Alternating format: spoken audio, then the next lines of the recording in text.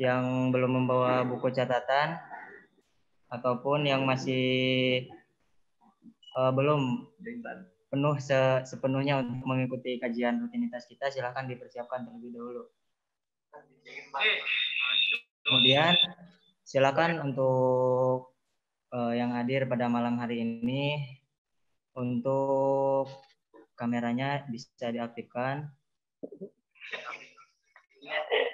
Silakan.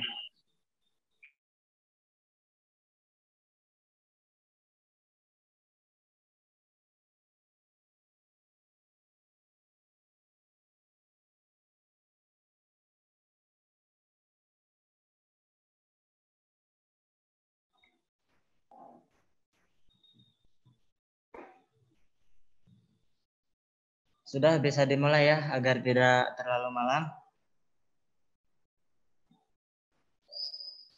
Baik, bismillahirrahmanirrahim. Assalamualaikum warahmatullahi wabarakatuh. Waalaikumsalam warahmatullahi wabarakatuh. Warahmatullahi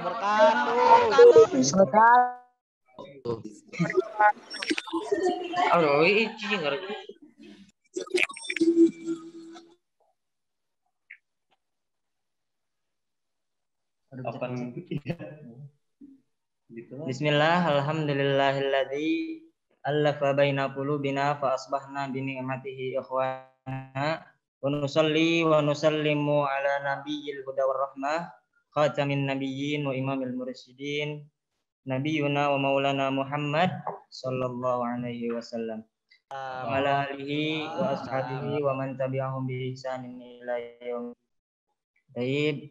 Pertama-tama dan yang paling utama, marilah kita panjatkan puji serta syukur kita kehadirat Allah Subhanahu wa taala, yang mana pada kesempatan kali ini alhamdulillah dengan izin Allah Subhanahu wa taala kita masih bisa bermuajahah, masih bisa bertatap muka dalam rangka menjalankan rutinitas kita setiap pekannya, yaitu thalabul ilmi ya, mencari ilmu, salah satunya dengan kajian malam Selasa ya. Selasa, alhamdulillah. Semoga antum-antuna dan para hadirin yang hadir pada malam hari ini selalu dalam kondisi sehat, dalam lindungan Allah Subhanahu wa taala. Amin ya rabbal alamin. Kemudian izinkan saya selaku pemandu acara untuk memandu kegiatan pada malam hari ini, kajian pada malam hari ini. Untuk yang pertama yaitu pembukaan, yang kedua materi, yang ketiga yaitu sesi tanya jawab, yang terakhir tutup ya.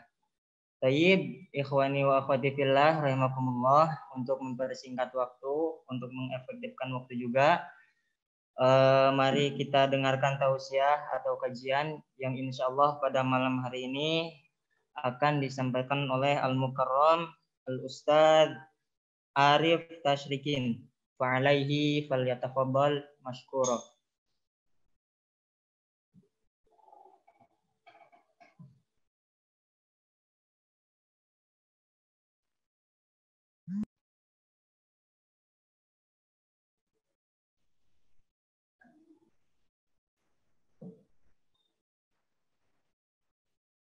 Oh iya. Halo. Kedengaran suara saya? Ustaz, kedengaran suara saya, Ustaz?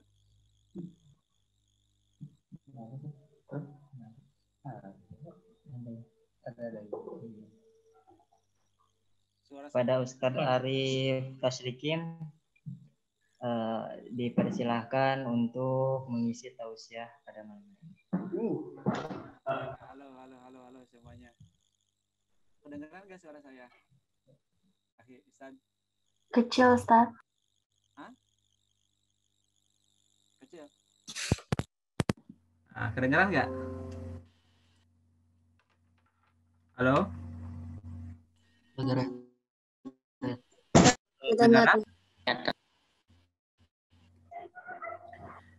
Ya, bismillahirrahmanirrahim. Assalamualaikum warahmatullahi wabarakatuh. Waalaikumsalam Waalaikumsalam warahmatullahi wabarakatuh. Waalaikumsalam. Waalaikumsalam Waalaikumsalam warahmatullahi wabarakatuh. warahmatullahi Alhamdulillahirabbil alamin. Hadza li hadza wa ma kunna linahtadiya laula an hadanallah. Wassalatu wassalamu ala habibina wa nabiyyina Muhammad sallallahu alaihi wasallam wa ala alihi wa sahbihi wa man tabi'ahum bi ihsan ila yaumiddin. Raditu billahi rabba wa bil islami dina wa bi Muhammadin nabiyya wa rasula, amma ba'du. Allahumma faqih din wa alimna ta'wil. Allahumma faqihna fid din wa alimna ta'wil. Allahumma faqihna fid din wa alimna ta'wil. Teman-teman juga para jamaah rahimakumullah, para santri-santriwati Al-Kausar 561 yang saya banggakan, dan seluruh staf riayah atau labah Al-Kausar 561 yang saya hormati, dan alhamdulillah kesempatan yang sangat berbahagia ini saya diberikan waktu dan kesempatannya untuk bisa bertausiah di tempat yang mulia ini, walaupun kita tidak bertatap muka secara langsung, tapi ini bagian dari rasa syukur kita kepada Allah Subhanahu wa taala yang senantiasa memberikan kita semua nikmat iman dan Islam, dan juga nikmat silaturahim, sehingga kita bisa mengukuhkan ukhuwah Islamiyah kita dengan diri dan keinginan kita untuk selalu syukur kepada Allah Subhanahu wa taala. Salat dan salamnya tercurah limpahkan kepada junjungan kita Habibina wa Nabiyana Muhammad sallallahu alaihi wasallam, dan juga para sahabat dan para tabi'in yang senantiasa memberikan tausiah dan memberikan mensiarkan Islam sampai detik ini. Teman-teman dan seluruh dan para santri yang saya hormati, berkaitan dengan tema ataupun judul tema ataupun substantif tema tentang Al-Quran Living ataupun Living Al-Quran dalam kehidupan umat manusia, bagian dari sesuatu yang memang dianjurkan oleh Allah Subhanahu wa taala. Kita mengetahui bahwa Al-Quran ini bagian dari qanun ataupun undang-undang dasar yang dimiliki oleh seluruh manusia, terkhususnya untuk orang yang mukmin. Maka dengan demikian bahwa Al-Quran memberikan terobosan terbaru untuk kita semua, terkhususnya untuk kehidupan kita semua, agar kita melangkah lebih maju dan memberikan hikmah yang teladan untuk kita semua. Kenapa Al-Quran itu living? Kenapa Al-Quran itu hidup? Karena ini bagian daripada di mana Al-Quran memberikan sebuah motivasi ataupun memberikan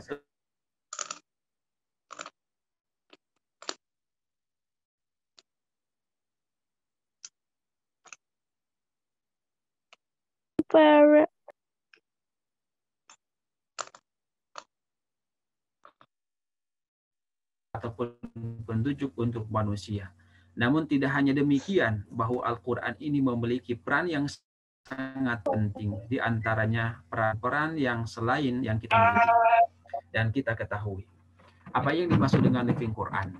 Ini bagian dari pendekatan memahami Al-Quran, bahwa Al-Quran ini memberikan sebuah perubahan baru untuk kita semua. Al-Quran ini, walaupun kita mengerti bahwa Al-Quran ini adalah diam, tapi tidak demikian, bahwa Al-Quran ini memberikan petunjuk dan menggerakkan seluruh amal baik kita semua. Ada beberapa pendapat menurut para ahli tafsir bahwa living Quran itu diambil dari beberapa manfaat dan faktor yang menunjukkan bahwa Al-Quran ini bagian dari kehidupan umat manusia. Yang pertama, bahwa kata living Quran ini diambil dari dua pendekatan. Pertama, living, artinya itu adalah kehidupan. Al-Quran yaitu Al-Quran. Jadi kalau kita namakan living Quran dengan maksud bahwa Al-Quran itu hidup. Bagaimana Al-Quran itu hidup? Karena Al-Quran selalu merubah sifat manusia dan merubah kejalan yang benar. Ihdinas siratal mustaqim, siratal ladzina an'amta alaihim, ghairil maghdubi alaihim waladdallin. Bisa kedengaran suara saya? Bisa Ustaz. Jelas nggak? Jelas. Nanti takut Jelas. saya ngobrol banyak, ini suara kayak kemana-mana gitu katanya. Kedengaran. Kedengaran, ya kalau kedengaran saya lanjutkan ya. Ada yang barusan saya sudah menyampaikan bahwa makna dan juga pengertian dari living Quran itu memiliki dua pendekatan. Ini merupakan terobosan dan pendekatan baru yang dilakukan ataupun dipublikasikan oleh para pakar tafsir, yaitu bahwa Al-Quran itu living. Seakan-akan Al-Quran itu banyak merubah perubahan dan juga sifat perilaku manusia. Kenapa manusia ini bisa bersosial dan kenapa manusia ini bisa hidup, lebih mengerti, lebih memahami tentang arti hukum syara ataupun memahami arti sosial dalam kehidupan manusia. Karena Al-Quran memberikan pengaruh yang sangat dahsyat untuk manusia. Nah, itu dinamakan dengan living Quran. Nah, makanya kita membaca Al-Quran ini bagian dari faktor atau dari esensi kenapa dari esensi Al-Quran itu, bahwa Al-Quran telah memberikan kehidupan untuk kita semua. Nah, teman-teman semua, bahwa living Quran ini tidak hanya kita membaca saja. Living Al-Quran ini tidak hanya kita mentadaburi Al-Qurannya saja. Karena tempo dulu Rasulullah SAW selalu memberikan dan juga mempraktekkan adanya living Al-Quran. Living Al-Quran itu sebetulnya sudah terlahir sejak Rasulullah SAW sebagai pelopor pertama menyampaikan wahyu kepada umatnya, yaitu kepada umat Rasulullah SAW. Ada beberapa penyampaian dari para pakar tafsir, ilmuwan, bahwa kenapa living Quran ini menjadi sebuah metode ataupun pendekatan. Yang pertama, bahwa Rasulullah SAW di setiap aktivitasnya ia selalu membaca Al-Quran dan mentadaburi ayatnya itu. Nah, bagian dari ini sebuah contoh bagaimana Rasulullah SAW selalu menggunakan Al-Quran dalam hidupnya, selalu membaca, selalu merenungi dan mengambil hikmah yang dibaca olehnya. Al-Quran ini hudan linasi, petunjuk bagi seluruh manusia, dan bahwa Al-Quran ini syifaun linas, untuk menawar penyakit. Siapa dari kita semua yang lagi dalam keadaan sakit hati, hasud, ataupun sakit yang lainnya yang tidak bisa diobati dengan yang lainnya, bolehlah kita membaca Al-Quran sebanyak-banyaknya. Karena Al-Quran selalu memberikan terobosan terbaru dan juga menghangatkan aura kita semua. Kenapa Rasulullah SAW selalu melantunkan ayat Al-Quran dalam kehidupannya, setiap detik, setiap waktu, dan setiap jam, ataupun setiap abad, dan setiap waktu yang lainnya? Karena di dalam substansi Al-Quran ini memberikan salah satu motivasi untuk perubahan, yaitu motivasi ihdinas siratal mustaqim, menunjukkan manusia ke jalan yang lebih, menunjukkan manusia pada jalan yang sangat lurus. Nah, ini demikian. Satu. Terus yang kedua, kenapa living Al-Quran ini menjadi sebuah metode terbaru? Yang kedua, bahwa Al-Quran ini merupakan ayat Al-Quran yang sering kita baca. Yang pertama, Rasul selalu membaca, dan juga kita selalu membaca naskah-naskah Al-Quran.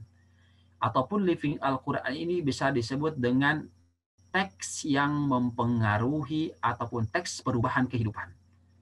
Nah, bagi siapa, bagi teman-teman, bagi kaum muslimin yang selalu membaca Al-Quran dari ayat 1 sampai ayat akhir, dari satu surat sampai surat akhir, ataupun dari surat Al-Fatihah sampai surat An-Nas, ini bagian dari nilai-nilai kita mengamalkan living Al-Quran.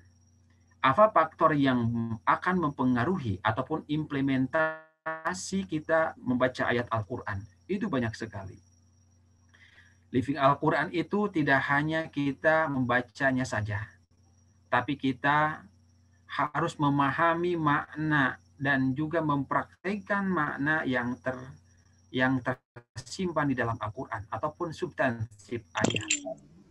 Maka dengan demikian, agar kita selalu mentadabbur Al-Quran dan merealisasikan makna yang terkandung di dalam Al-Quran, Dengan demikian kita harus memahami dengan sebenarnya Al-Quran itu sendiri. Bagaimana kita mengedepankan akhlak kalaupun kita tidak memahami Al-Quran. Karena sahabat Rasulullah SAW pernah bertanya kepada Aisyah radhiyallahu anha, bagaimana akhlak Rasulullah SAW? Maka Aisyah menjawabnya bahwa akhlak Rasulullah SAW itu adalah akhlaknya Al-Quran. Dengan demikian Al-Quran ini banyak merubah. Siapapun orangnya, baik orang kecil ataupun orang miskin, ataupun orang yang sederhana ataupun orang kaya, itu wajib membaca Al-Quran dan juga memahami Al-Quran. Sampai di mana kita memahami Al-Quran itu? Kita di levelitas ataupun di status sosial, status KTP kita dinamakan ataupun ditunjukkan di dalam KTP kita itu adalah statusnya Islam. Tapi kita belum sampai pada titik di mana kita memahami Al-Quran dalam kehidupan kita. Kita hanya membacanya saja, dan kita tidak menggali makna yang tepat dan bagaimana cara menafsir Al-Quran itu. Maka dengan demikian bahwa agar kita memahami dan juga memiliki karakter seperti karakter Rasulullah SAW, itu kita harus melivingkan Al-Quran dalam kehidupan manusia. Itu ya yang kedua. Terus yang ketiga, di mana Al-Quran sebagai pondasi untuk semua, yaitu kita memahami teks yang terdapat di dalam Al-Quran. Yang ketiga ini, poin yang ketiga ini, di mana Al-Quran akan merubah karakter manusia. Karakter yang baik, yang keras, ataupun yang lembut akan memberikan karakter yang signifikan seperti itu. Dengan demikian, Living Al-Quran ini mencoba merubah dan menawarkan kepada kita semua agar kita selalu berada dalam titik di mana kita berada dalam hal yang baik, hal yang positif. Nah, dengan demikian seperti itu. Kenapa Living Al-Quran ini membaca ataupun hanya membentuk tafsiran Al-Quran saja? Karena di dalam Al-Quran, dalam memahami tafsir-tafsirnya itu akan memberikan nilai-nilai dan kehidupan yang positif.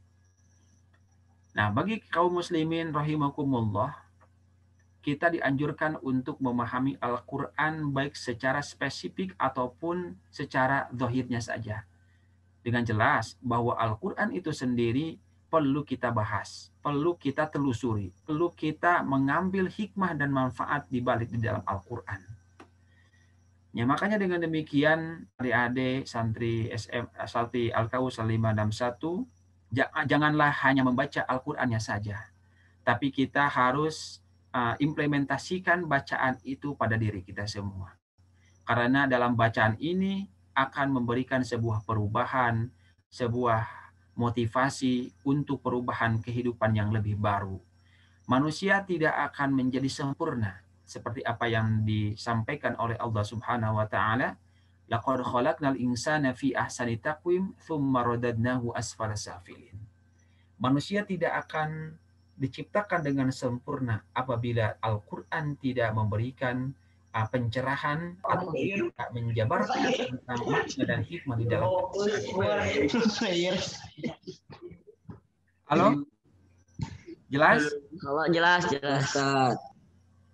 Jelas. Kecepatan atau enggak?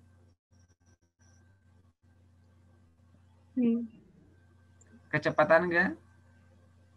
Enggak. Ya, enggak. Saya lanjutkan.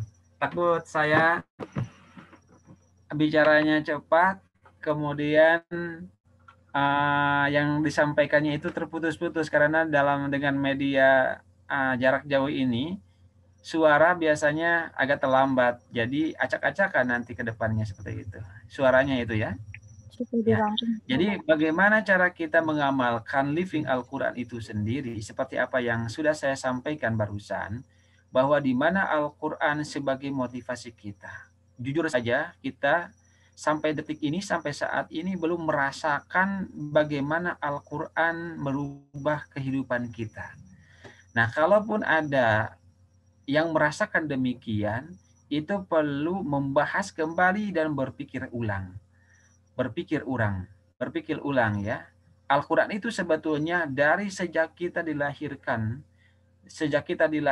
ke muka bumi ini, Al-Quran sudah menyinari dan sudah memberikan pencerahan untuk kehidupan kita semua. Nah, sebetulnya kita dibimbing oleh Al-Quran. Dibimbing oleh Al-Quran itu dari sejak kita dilahirkan sampai detik ini. Akan tetapi kita tidak merasakan bahwa Al-Quran ini memiliki efektivitas dalam kehidupan kita. Nah, di umur yang pas ini, di umur yang dewasa ini, kita harus merenungi kembali bahwa sampai mana kita berada sampai mana kita hidup di dunia ini. Kalau kita mengatakan bahwa kita belum berubah, nasib kita belum berubah, dimungkinkan ia tidak memahami Al-Quran dan tidak memanfaatkan makna ataupun pemahaman Al-Quran itu sendiri. Bahwa Al-Quran itu banyak berubah sosial dari yang negatif menjadi positif, sosial dari yang tidak akrab menjadi akrab. Karena di dalam Al-Quran itu menjelaskan tentang ikhwah, yaitu tentang persaudaraan antara laki dan perempuan, antara laki dan laki, antara yang dekat dengan yang jauh, antara yang jauh dengan yang lagi, ataupun yang dekat yang lebih dekat. Ini bagian dari efektivitas ataupun implementasi dalam Al-Quran itu sendiri. Nah, bagaimana kalau kita yang belum memahami Al-Quran sampai detik ini? Maka yang perlu diwaspadai ataupun yang perlu disampaikan oleh kita semua, kita agar selalu mendorong diri untuk menjadi lebih baik. Al-Quran itu sendiri yaitu memberikan motivasi ataupun karakter pendekatan yang lainnya. Maka dengan demikian bahwa Al-Quran itu sendiri memberikan perubahan untuk kita semua. Kita selalu melanturkan Al-Quran pagi, sore, malam, ataupun sebelum tidur.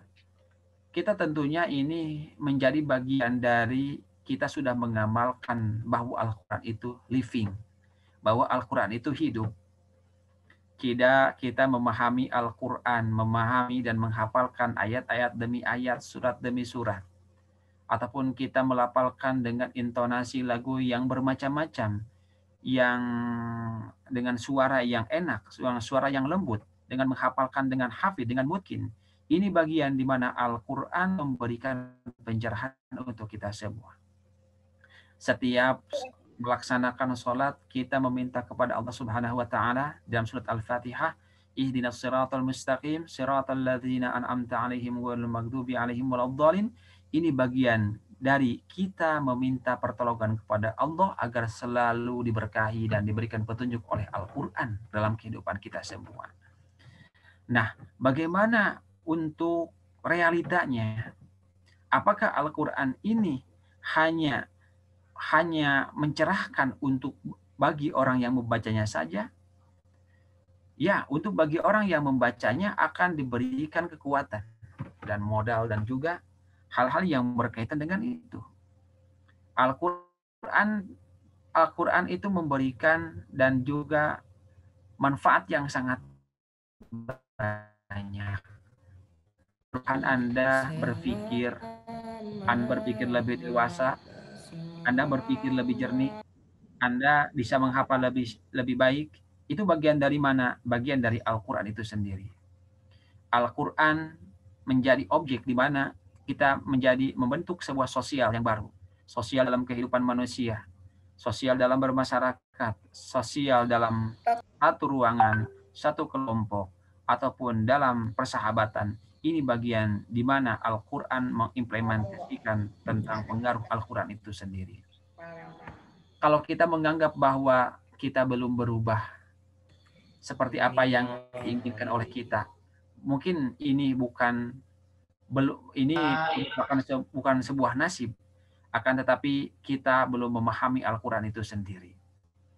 Nah, di balik ayat Al-Quran itu sendiri, banyak mana-mana yang ataupun hikmah yang bisa kita ambil untuk menambah semangat hidup kita. Pertama, dari kalimat Alhamdulillah diawali dengan Al-Fatihah, diawali dengan pembukaan surat Al-Fatihah, itu justru kita mengamali ataupun membuka lembaran baru untuk kehidupan kita semua.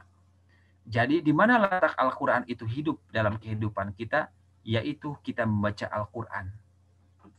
Nah, bagaimana kita mendapatkan living Al-Quran dalam kehidupan kita? Pertama, yaitu perbanyaklah baca Al-Quran.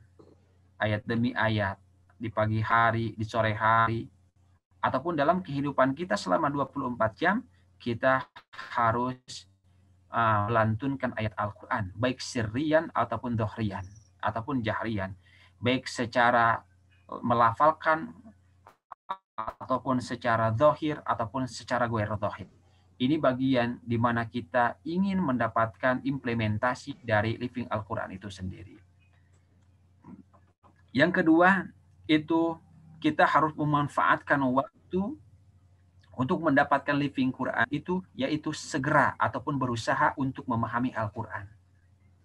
Kita sebagai kaum muslimin, kita sebagai kaum muslimat, dan kita sebagai makhluk Allah Subhanahu wa Ta'ala perlu wajib kita mengikuti apa yang disampaikan oleh Rasulullah SAW kepada kita semua. Rasulullah balighu anni walau ayat. Allah Subhanahu wa Ta'ala menyampaikan balighu anni walau ayat, sampaikan walaupun satu ayat.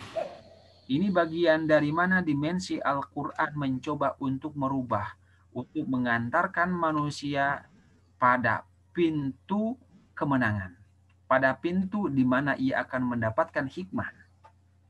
Ya, memahami Al-Quran dari surat Al-Fatihah, surat Al-Baqarah, ataupun surat-surat pendek yang lainnya. Ini bagian di mana kita berusaha untuk mendapatkan living Al-Quran.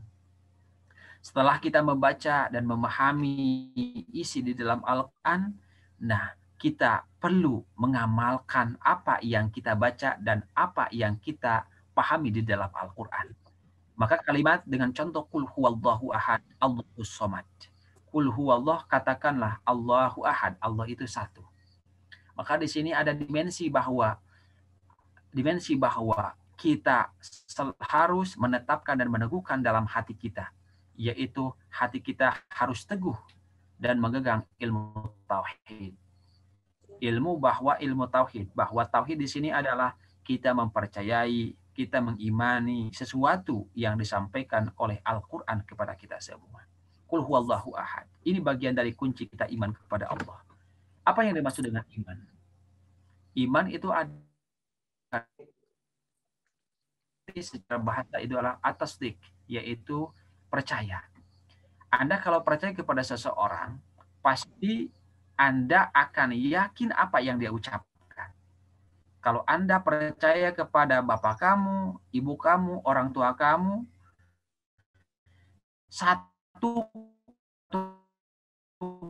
kali yang bagian inilah di mana dimensi al-imanu untuk meneguhkan kalimat tauhid dalam diri kita semua.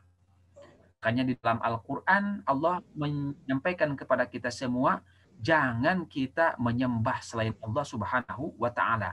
Karena bagian hal demikian itu yaitu dari syirik pada Allah Subhanahu wa Ta'ala.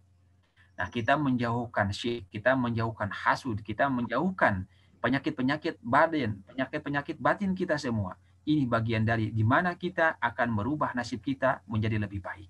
Al-Quran mencontohkan kepada kita semua, yaitu tentang muamalah, tentang muhasabah, tentang introspeksi diri, tentang bagian-bagian yang lainnya yang menuntut kita meneguhkan nilai-nilai tauhid kita kepada Allah Subhanahu wa Ta'ala. Di mana living Al-Quran itu berada? Yaitu yang ketiga, yaitu Al-Quran berada dalam fisuduri. Yaitu Al-Quran sebetulnya sudah ada dalam hati kita. Makanya di zaman Rasulullah SAW, para sahabat menghafal Al-Quran itu dan diletakkan dan disimpan dalam hati mereka dan dalam hafalan mereka. Makanya Rasulullah SAW memerintahkan kepada para sahabatnya untuk menjaga Al-Quran. Bahwa di dalam Al-Quran, inna nahnu nazzalna wa inna dzikra wa inna lahafidun. Sesungguhnya kami yang menjaga Al-Quran. Maka jaga Al-Quran itu sendiri. Kalau kita ingin merubah nasib kita lebih positif, lebih efektif, lebih manfaat, digunakan oleh seluruh masyarakat, maka kita harus mengedepankan arti sebuah pemahaman Al-Quran dengan baik dan benar. Ya, alhamdulillah wa syukurillah juga pada kesempatan yang saat ini kita berada di Pondok Pesantren Al-Kausar 561. Kita selalu mengikuti perintah dan memiliki nizam-nizam yang sudah disampaikan oleh pesantren kepada kita semua, yaitu kita sering menghafal Al-Quran, sering memahami, selalu mengkaji Al-Quran, memahami tafsirnya, memahami hikmah yang ada di dalam ayat tersebut, dan menggali teks khusus di dalam Al-Quran. Itu bagian dari di mana kita mencetak sebuah generasi bangsa yang Islami. Bahwa pondok pesantren ini semuanya itu memberikan perubahan yang baik untuk para santrinya, yaitu membentuk karakter, membentuk pondasi dalam diri dan prinsip manusia. Pondok pesantren, contohnya pondok pesantren Al-Kausar 561 tidak hanya memberikan sains saja, akan tetapi memberikan dimensi ataupun nilai kerohaniaan, yaitu agar meneguhkan nilai prinsip tauhid kepada Allah Subhanahu wa taala dengan pendekatan memahami Al-Qur'an melalui hafalannya, melalui kajian-kajian tafsirnya, melalui kajian-kajian syariat ataupun membuka ataupun membedah buku tentang hukum syari dan lain sebagainya. Mungkin itu ya teman-teman dan adik-adik semua, dicukupkan, ditakutkan adik-adik semua sudah ngantuk karena ini sudah agak malam. Ya mudah-mudahan yang singkat ini ada manfaatnya untuk adik-adik semua, dan mohon maaf kalau sinyalnya itu terputus karena internet di sini agak lumayan gangguan ya sejak ini, dan untuk kesempatan kali ini akan diberikan lagi ke MC yang sebagai ataupun moderator yang memimpin dan juga yang halo ya, mudah-mudahan manfaatnya untuk kita semua. Waalaikumsalam warahmatullahi wabarakatuh.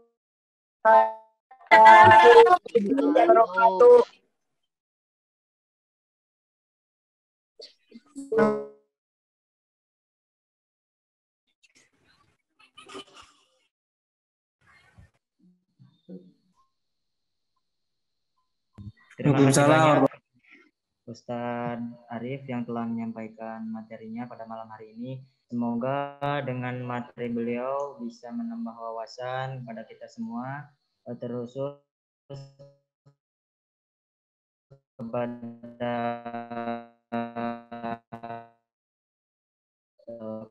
semoga menjadi amal ibadah. Amin ya. Kemudian untuk acara selanjutnya yaitu sesi tanya jawab. Silahkan bagi antuna yang ingin mengajukan pertanyaan ataupun yang masih belum paham, silahkan bisa ditanyakan. Jadi silahkan dari sekarang.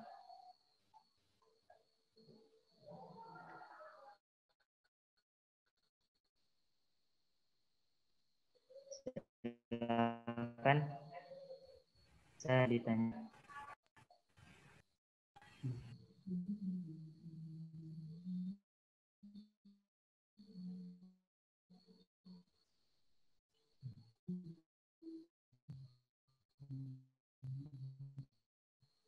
Ada dari Virus mau nanya, virus tuh.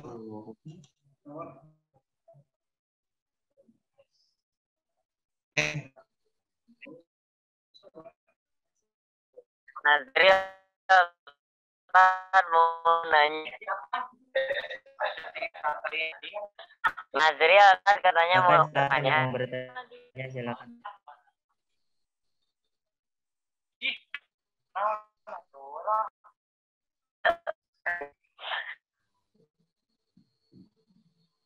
Dan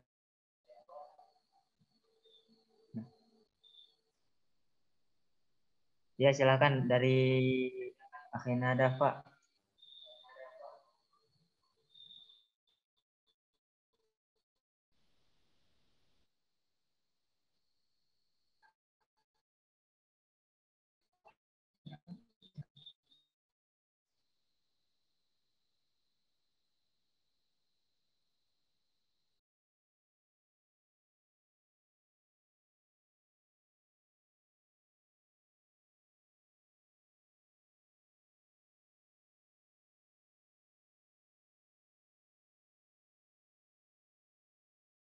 Dari Al-Zahrawi.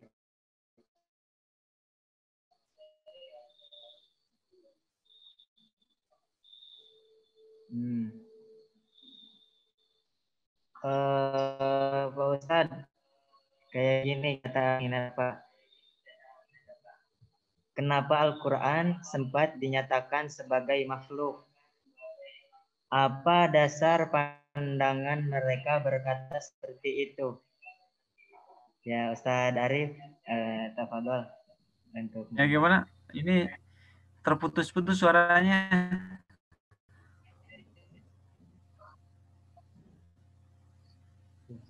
Gimana, Sad? Pertanyaannya gimana? Soalnya yang nyampe ke sini terputus-putus. Kayak gini, Ustaz.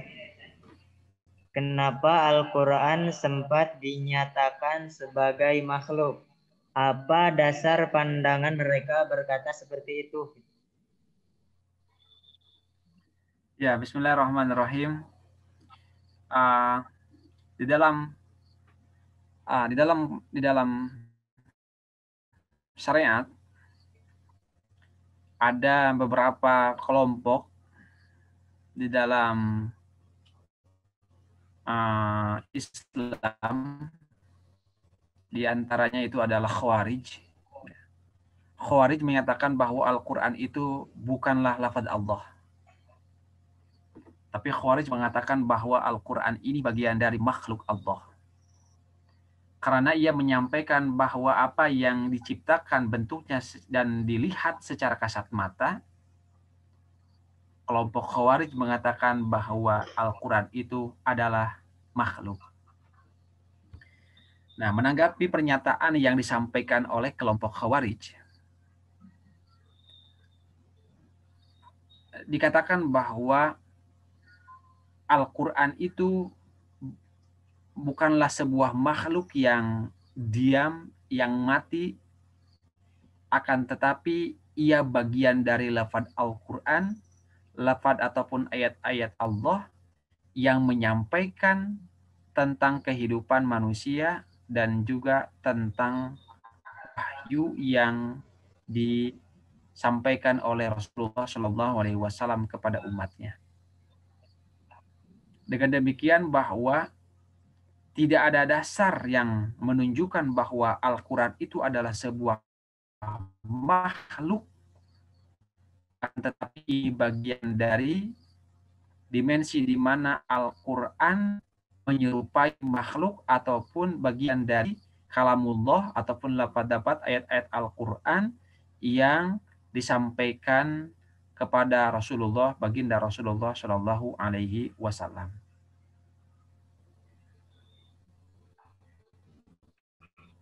Tapi ada kelompok yang lainnya, Syiah, mengatakan bahwa Al-Quran itu bukanlah makhluk, tapi bagian dari kalamullah yang bentuknya seperti makhluk yang hidup. Makhluk itu sesuatu yang hidup. Ada makhluk hidup, Kalau dalam sainsnya ada makhluk hidup, ada makhluk non hidup. Kalau ada makhluk hidup, itu adalah bisa bergerak, bisa mengimplementasikan, bisa mempengaruhi orang. Kalau non makhluk artinya dia mati. Nah, menurut pandangan ahli sunnah wal jamaah, bahwa Al-Quran itu bukanlah makhluk, tapi bagian kitab suci yang harus menjunjung nilai-nilai dan juga substansi ataupun pengaruh dan hikmah di dalam ayat tersebut. Nah, bagian inilah yang menjadi ikhtilaf, perbedaan dari berbagai kelompok di dalam kelompok Islam yang menyatakan tentang status di dalam Al-Quran. Dengan demikian, dari dua perbedaan tersebut, saya rasa ini tidak ada yang menjadi ikhtilaf, karena dua ikhtilaf ini akan selalu mengakui bahwa Al-Quran ini adalah qanunun ataupun wahyu ataupun undang-undang ataupun juga kitabullah yang memiliki pendekatan dan juga memiliki substansi ayat, yaitu teks ayat yang menjelaskan yang lain sebagainya. Hanya dengan keimanan kita membenarkan bahwa Al-Quran yang disampaikan oleh Rasulullah SAW, dan ini bagian dari kitab suci Al-Quran yang kita harus imani. Dengan demikian begitu.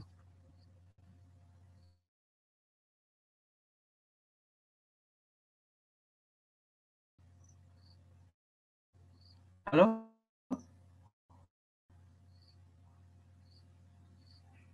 Ustaz. Halo? Ya, Ustaz. Ya, Ustaz. Sudah dapat dipahami? MC-nya mana? Ada pertanyaan dari Aiman, Ustadz. Ya, Itu gimana? yang dimaksud itu Khawarij, yang dimaksud itu Khawarij atau Mu'tazilah gitu katanya. Ya. Nah, dari buku yang lainnya bahwa ada dua. Mu'tazilah juga mengakui Al-Quran itu adalah makhluk. Bahwa apa yang ditetapkan oleh orang Mu'tazilah menganggap bahwa Al-Quran makhluk artinya tidak mempengaruhi sama sekali. Tapi Al-Khawarij mengatakan bahwa itu adalah makhluk, catatan memiliki implement untuk merubah manusia ke dalam mustaqim.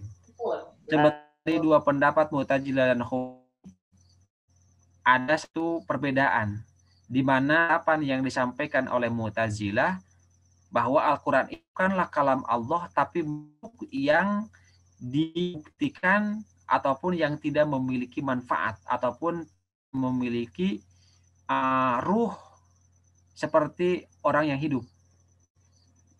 Artinya kalau yang namanya makhluk ya diam, ya, yang dikatakan oleh Mu'tazilah artinya hanya orang yang bisa menghidupkan buku tersebut. Al-Khawarij mengakui bahwa Al-Quran itu adalah makhluk Allah dengan memiliki substansi ayat, yaitu nilai-nilai ayat-ayat lafaz Allah dan kepada Rasulullah SAW begitu.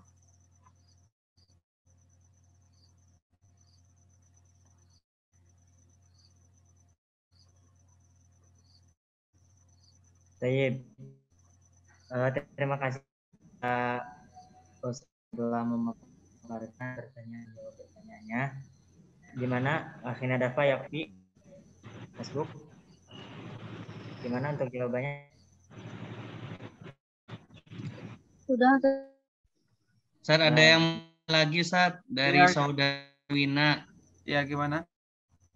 Ya, silakan. Mana Wina? Belum mengirim message ini. Mohon maaf tadi jaringannya agak Mungkin yang lain mungkin ada yang mau nanya, silakan. Bisa langsung Japri, nanti Ustadz bacain.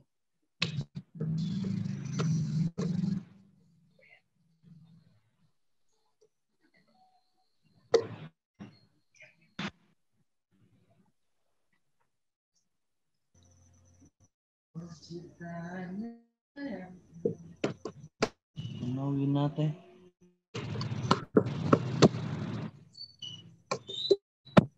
Silakan, ada yang mau lagi?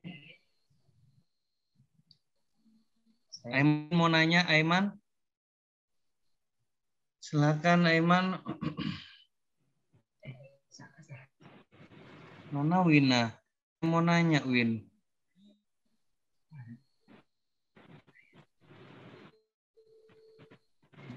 Ada ya.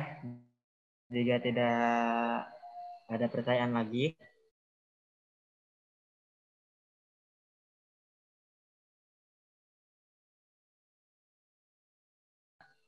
yang mau bertanya silakan.